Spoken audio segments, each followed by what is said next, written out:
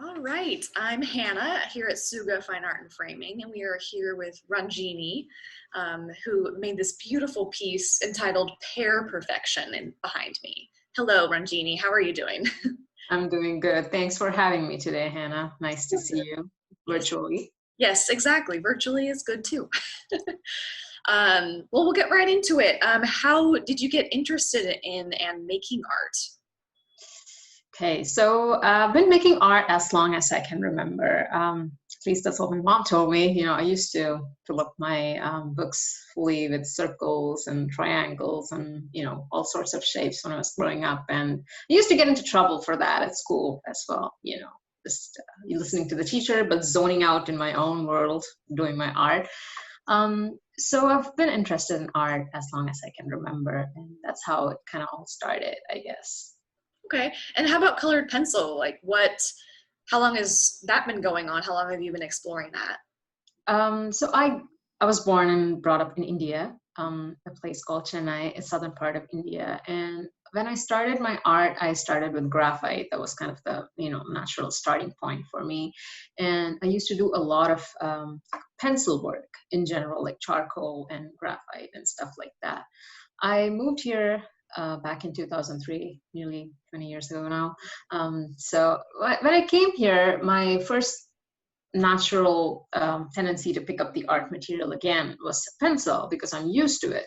I never did education in art back in college in India. I finished my bachelor's in mathematics, and I came here and I wanted to do something related to art more than anything else. And when I started the graphite back again, I was exploring some of the online forums, and I came across colored pencil in wet canvas, and I was just hooked. Yeah. I had to, take it up. I was like, wow, that can be done with colored pencil. I'm so Into going it. to Yeah. learn that. And my first gift was a box of Prismacolors, and I just got hooked from day one, and I started doing that. Yeah. That was kind of fun. And I learned through books and workshops and online and Yeah. stuff. And it kind of just exploded from there. Well, Yeah. I think this is a good segue. We'll get to start. We'll start out by talking about your pear perfection here. I'm going to pull it up so it's a little bit larger for everyone to see. So with this piece, I was noticing I have it up close and personal, so I get to observe it with some very keen eyes. But is this piece done on a board? So this piece, the Pear Perfection, is done on the ampersand pastel board. It has a very fine tooth ground on top, and I mainly use the board so that I can frame my pieces without glass. So this one has multiple layers of colored pencil, and it has been varnished and finished without glass. Okay.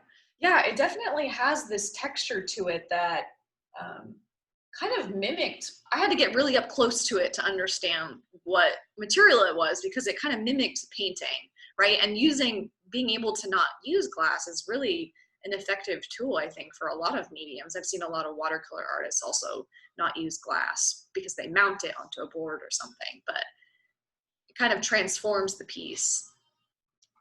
Okay, what inspires your art?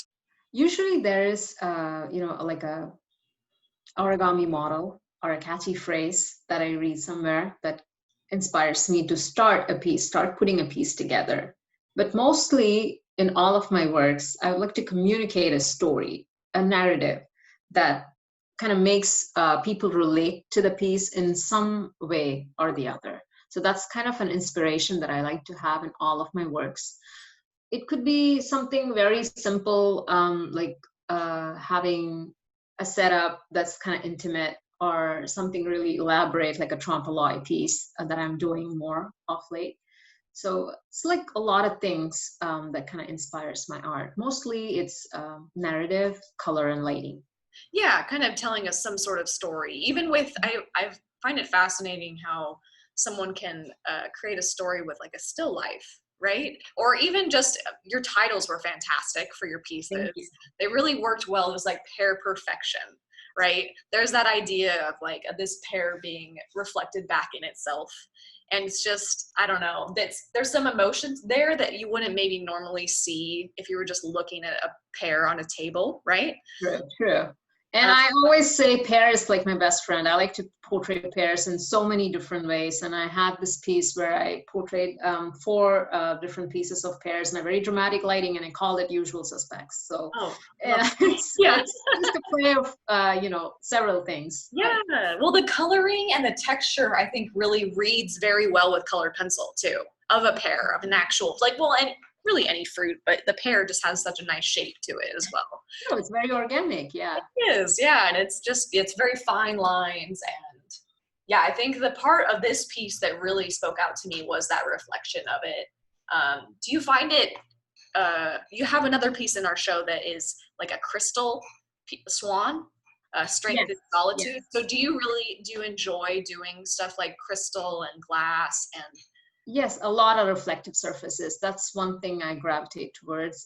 Most of my still lifes have a metal piece, or mostly metals. I love doing silver and copper, and some of them do have glassware in them. Yes.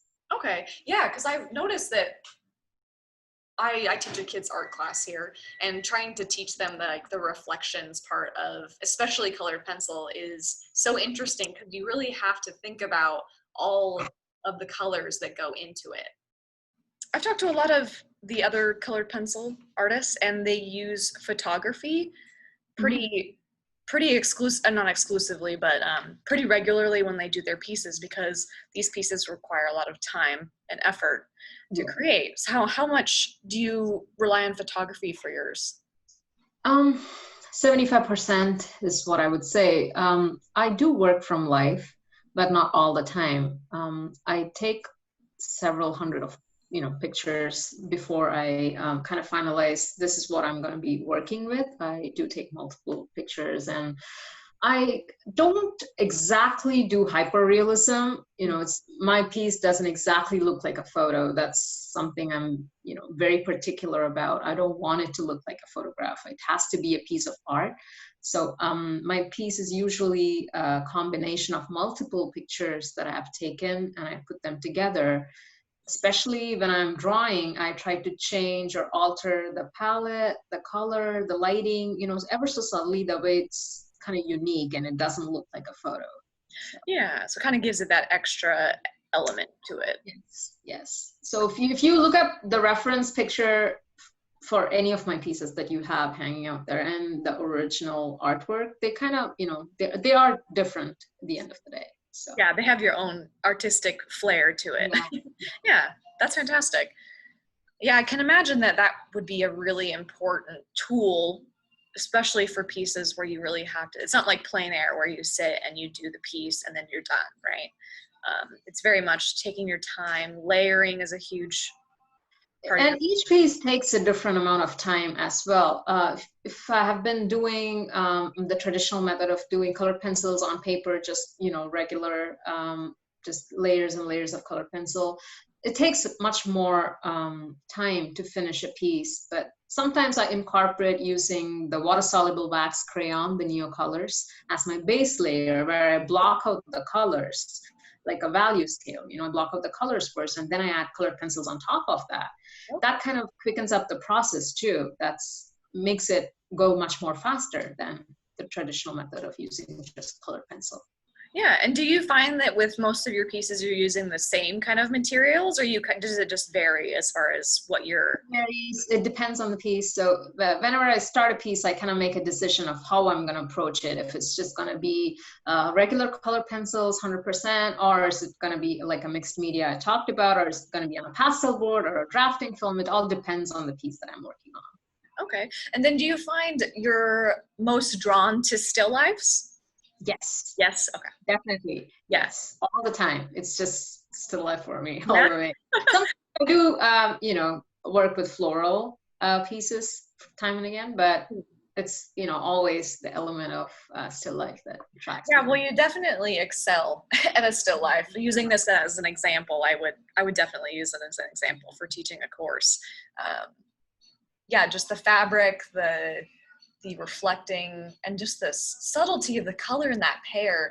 You can't really see it on the computer, but even just going in and just getting really up close. I was carrying it over to the other part of the gallery today, and I was just like, wow, There's so much that goes into it that you don't really get to see unless you get to come in person and spend time with it. I think most of the colored pencil pieces are that way. All of them. We have the gallery. You have to see that in person in order to kind of recognize the subtlety of the medium, because each piece is built up with small strokes of layers and layers of color. So it's a lot of work. It's just not like taking a brush and putting it out of paint right there. It's like each and every stroke is thought about when we lay it down on a paper or a board. So definitely. Well, that's fantastic. I think my last question was, how has your practice grown or changed over time? It's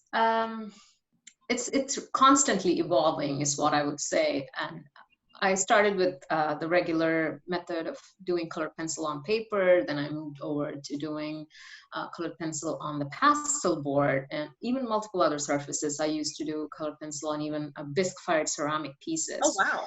Okay. That was very interesting. Yeah. And then I had to take a break a couple of years ago because I had an injury on my right hand. I was using too much bad posture, a lot of stuff happening. So, yep. Yeah. So after that, I really couldn't, get back to my colored pencils, but I had to undergo some treatment, and then I got better. But at that time, I wanted to find a different kind of surface that would help me get back to colored pencils without having too much pressure on my hands and shoulders. And that's when drafting film happened. The piece, The Strength and Solitude, is done on drafting film. And it's a very slick surface. So, the method of working on drafting film is kind of different than how I used to work on the pastel board. I can work on both sides, and the color application is completely different. The thought process itself is completely different. So it's kind of evolving is what I would say. And also I try to explore other mediums. When I'm doing colored pencil, it's not just colored pencil work all the time. I work with acrylics, I work with gouache, I work with oils. So doing other mediums actually has a very good effect on my colored pencil journey as well. So it's when you do other mediums, your approach kind of changes, your thought process kind of changes. So all that helps in making my colored pencil work really enriching and fulfilling for me. That's fantastic. Well, we'll leave it with this. What advice do you have for any budding colored pencil enthusiast about process, or about what materials to start with, or how to approach a piece? The best advice that I found, or that helped me, is use the right support and the right material to begin with. Never compromise by using a student grade material and hoping to get the result of what you see done by the professional medium, because having the right materials makes a big difference when you're starting colored pencil, is what I found when I started my colored pencil journey as well. And there are so many great books out there, and you can definitely take help from the books when you want to start learning colored pencil, and never give up. And it's not something that you can just start and finish in a day. Colored pencil requires a lot of patience. So you have to, keep at it for a while to kind of understand how your style is going to evolve and where you are with this medium. Yeah, well, finding different nuances of the colored pencil and deciding like what materials you like best to use and what subject matter. Yeah, exactly. Because there are so many different kind of colored pencils. Like there's a wax-based medium, there's an oil-based, so everything is so different, and you have to kind of explore a little bit with all your materials before you really fall in love with the one that you want, and then you start your actual journey with colored pencil. Well, that's great. And, I really value all of the artists that we have had here, because you all do it completely differently. But whether it's materials or subject matter or application, it's just really a beautiful mixture. And yours is a great addition to that. Thank you so much. Really appreciate it. Of course. Well, thank you, Ranjini. Our show will be up until October 3rd. But yeah, thank you for interviewing with us. Thank you so much.